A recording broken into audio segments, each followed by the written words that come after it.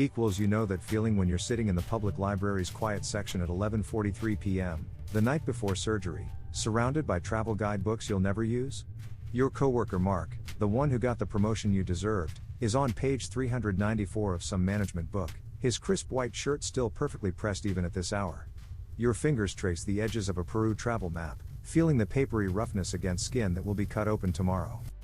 The fluorescent light buzzes overhead, a constant electrical hum that matches the vibration in your chest, that tight, compressed feeling where disappointment and fear live together. Your surgery is at 6 a.m. These travel guides are your last desperate attempt to imagine a life different from the one surgically planned for you. Corporate ladder, predictable trajectory, another year of swallowing your rage. Mark doesn't look up. He doesn't need to. His promotion speaks louder than any conversation. Your jaw clenches so tight your molars ache, a dull throb that pulses in rhythm with your shallow breathing.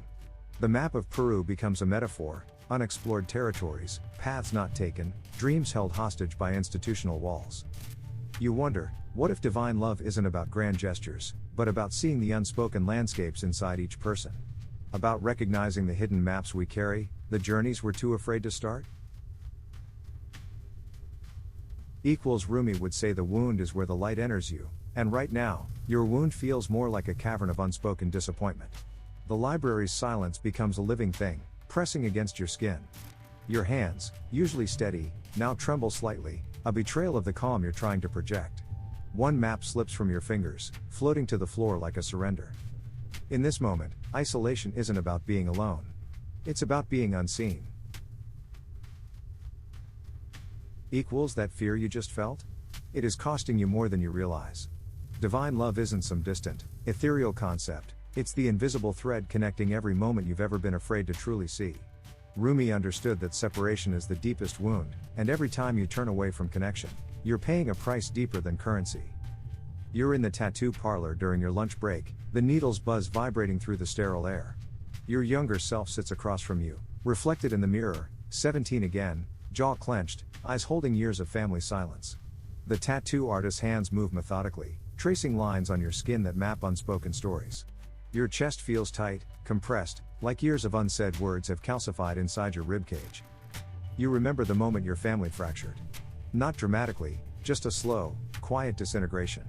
Each unspoken apology, each holiday avoided, each phone call not made. Your younger self looks at you with eyes that know exactly how much has been lost in those spaces between words. The tattoo needle punctures your skin, a physical manifestation of what emotional distance does. Sharp. Precise. Leaving permanent marks. You're documenting the geography of your own estrangement, mapping wounds that haven't healed but have instead become landscape. Your breath catches. Temperature drops around you. The fluorescent lights feel suddenly harsh, exposing every unresolved tension. Divine love whispers that connection is always possible, but you must be brave enough to reach first. To speak first. To heal first. The artist wipes away excess ink. Your skin burns. Your memory burns harder. This is the cost of separation, not the dramatic moment, but 1,000 tiny surrenders. Each time you choose distance over vulnerability. Each time you let fear write your story instead of love. The tattoo takes shape. A map. A memory. A promise. So why do we do this to ourselves? The answer lies in a fundamental misunderstanding. You're standing in the retail stockroom, surrounded by stacked cardboard boxes and the musty smell of packing tape, your viola case propped against a metal shelving unit. The mail results sit heavy in your hand, the audition outcome you've been dreading. Your fingers trace the envelope's edge, remembering Michael, the musician you betrayed years ago by spreading a rumor that cost him a scholarship. The fluorescent lights buzz overhead, casting harsh shadows across the concrete floor. Your chest feels tight, compressed like the cardboard boxes around you. Each breath comes shallow, catching in your throat. You know Michael is somewhere out there, maybe still playing, maybe not, and the unresolved guilt sits between your shoulder blades like a cold stone. Your hands are trembling slightly. Not from the results, but from the memory of how easily words can destroy someone's dreams. The stockroom feels both cavernous and suffocating, a perfect metaphor for the space between intention and consequence. Rumi once spoke about how our actions create invisible threads connecting us to others, threads we cannot simply cut or ignore. Here you are, years later, still carrying the weight of a moment's careless cruelty. The undelivered apology vibrates in the air around you, more present than Michael ever was. Your breath catches. Equals you understand now that patterns aren't just things that happen to us, they're things we continuously choose, moment by moment, breath by breath. The mechanism of harm is rarely a single dramatic gesture, but 1,000 small permissions we give ourselves to look away. The viola case gleams dully in the artificial light. A reminder that some music can never be unplayed, some notes cannot be taken back. Your transformation starts not in grand gestures, but in this moment of recognition, where you finally see the thread, and choose whether to continue weaving or start mending. Equals now that we understand where this wisdom comes from, let us break down exactly how it works. Divine love isn't some distant, ethereal concept, it's a living, breathing connection that finds you in the most unexpected moments. You're in the veterinarian's examination room, tax documents scattered across the cold metal examination table. Your ex-spouse sits 3 chairs away, both of you suspended in an indefinite waiting that feels like emotional purgatory. The fluorescent lights buzz overhead, casting harsh shadows across medical charts and forgotten pamphlets. Your hands, still wearing your wedding ring, though you're not sure why, trace the edges of incomplete tax forms. Something about this moment feels like a metaphor, unresolved, hanging, waiting for resolution that might never come. Your breath catches in your throat. You realize divine love isn't about perfection, it's about presence. Even here, in this sterile space of professional detachment, there's a tender thread connecting you. You've co-parented through divorce, navigated shared pain, maintained a relationship beyond romantic love. The veterinarian's clipboard becomes a symbol of something larger, how we hold space for each other, how compassion transcends traditional boundaries. Your chest loosens. A small understanding blooms. Love isn't just passion, it's persistence. It's showing up, even when showing up is uncomfortable. Equals even when showing up means sitting 3 chairs away from someone who once knew every curve of your heart. The clock ticks. Paperwork remains unsigned. But something has shifted. Divine love doesn't demand resolution, it simply demands witnessing. And in this moment, you are witnessing, yourself, your ex-spouse, this shared journey of imperfect connection. The veterinarian's door opens. Something will happen next. But for now, you breathe. Equals here is where everything shifts.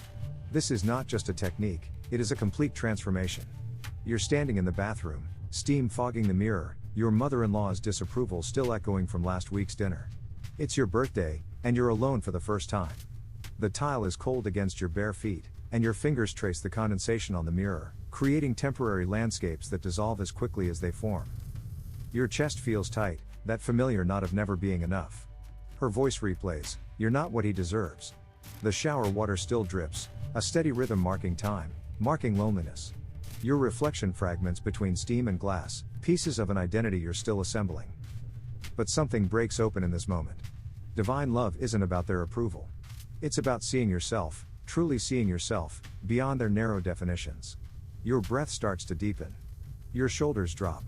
The tension that has lived in your muscles for years begins to unravel. You realize, you are not the story they tell about you. You are the story you choose to live.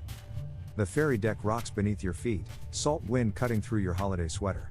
You're stirring a pot of mulled wine, a ritual from a cookbook you bought years ago, when you imagined a different version of yourself. The shore is dissolving behind you, gray and indistinct. This is not the life you planned. Equals the person you thought you'd become watches from some parallel universe, judging. Your hands grip the wooden spoon, knuckles white, pressure building. Cinnamon and clove steam rises, a fragrant reminder of all the dreams that didn't quite land. But divine love whispers, becoming is not a destination. It's a continuous unfolding. The greenhouse feels like another world, humid, green, alive. Rows of succulents and ferns create a soft maze around you. Your aging parent sits in a wheelchair, looking past you, recognition flickering like an old light bulb. Sunday evening dread pools in your stomach. You're choosing a plant. Not just any plant. A plant that represents resilience.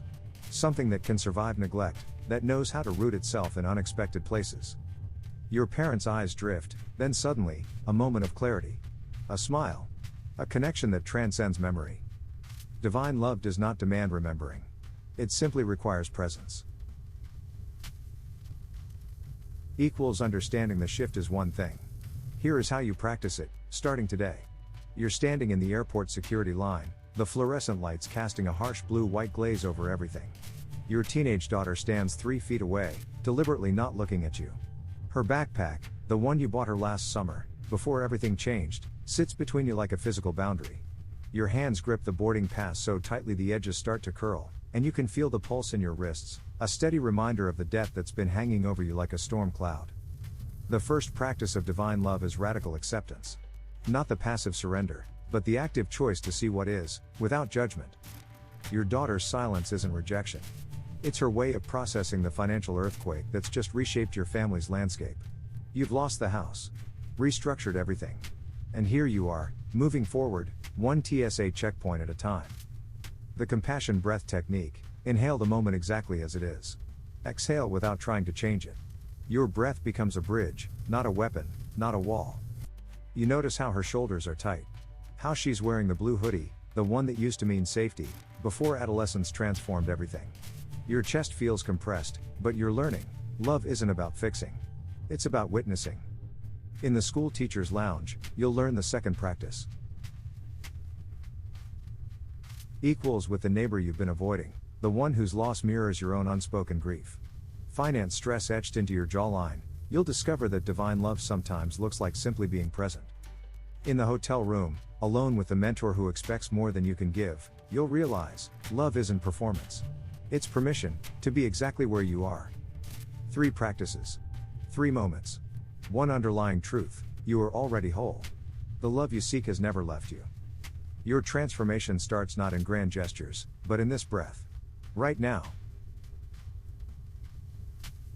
Equals once you have practiced these techniques, the next step is weaving them into daily life. You're standing in the hardware store paint section, fingers tracing color swatches, knowing the person beside you could break your heart, and you're not sure you'd mind. The fluorescent lights hum overhead, casting a clinical blue-white that makes everything look slightly unreal. Your new romantic interest stands 3 feet away, studying Benjamin Moore Gray's with an intensity that makes your chest tighten. You didn't want to come here. The commute home was supposed to be a straight shot: bus, apartment, solitude. But something in their hesitant invitation made you pause. Your hands feel cold, slightly trembling against the paint chips. Rejection lives in these moments, before anything is said, before anything is risked. The silence between you is charged. You know they're testing something: your patience, your willingness to be vulnerable. Your jaw clenches, molars pressing together so hard a dull ache spreads across your temples. One shade of gray looks exactly like the wall of your last failed relationship. Another reminds you of storm clouds gathering. Love isn't about certainty. It's about showing up, even when showing up means standing in fluorescent light, surrounded by paint cans that smell of potential and possibility. Your breath shifts, deeper, slower. You realize trust isn't granted. It's built, color by color, moment by moment. Equals when they finally turn and ask, "What do you think?" You're ready. Not with a perfect answer, but with an open heart. "Let's try this one," you say, touching a soft gray that holds both shadow and light. This is how divine love enters, not with grand gestures, but with small, brave choices. Choosing connection over isolation. Choosing to be present, even when presence feels risky. This is not perfection, it is direction.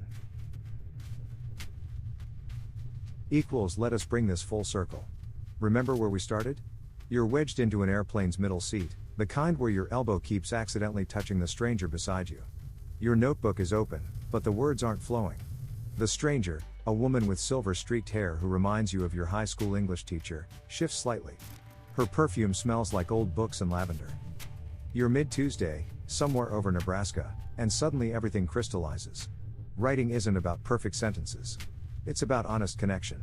Your hand starts moving, not with calculated precision, but with the raw vulnerability of someone finally telling the truth.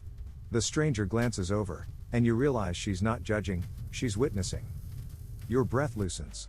Chest expanding. Fingers moving faster now, not fighting the words but allowing them. The airplane hums. Fluorescent light catches the page. You're writing about love, about transformation, about how every story is really just an invitation to see each other more deeply. At the construction site lunch break, your sibling sits across from you. Concrete dust coats everything: your thermos, their hard hat, the unspoken tension between you. You're running late, but something inside you has stopped rushing. Your body feels heavy, immovable. Not with anger. With presence. You touch their hand. Not to apologize. Not to explain. Just to say, I see you. Here. Now. The factory floor thrums with machinery. Equals your friend stands different now, changed in ways you don't recognize. But instead of resisting, you're curious. What if change isn't loss? What if it's just movement? Your morning of decision tastes like black coffee and possibility. You're caring for something fragile, a pet, a relationship, a dream. The noise around you becomes background. What matters is this moment of tender attention. Rumi whispered, "What you seek is seeking you." Divine love isn't complicated. It's this: showing up, breathing, witnessing, allowing. If this opens something in you, subscribe and hit the notification bell so you never miss a video. Share this with someone ready to hear it. Drop a comment. What insight hit you hardest? Watch the video appearing on screen now. Your transformation starts not tomorrow, right now, in this breath, in this choice.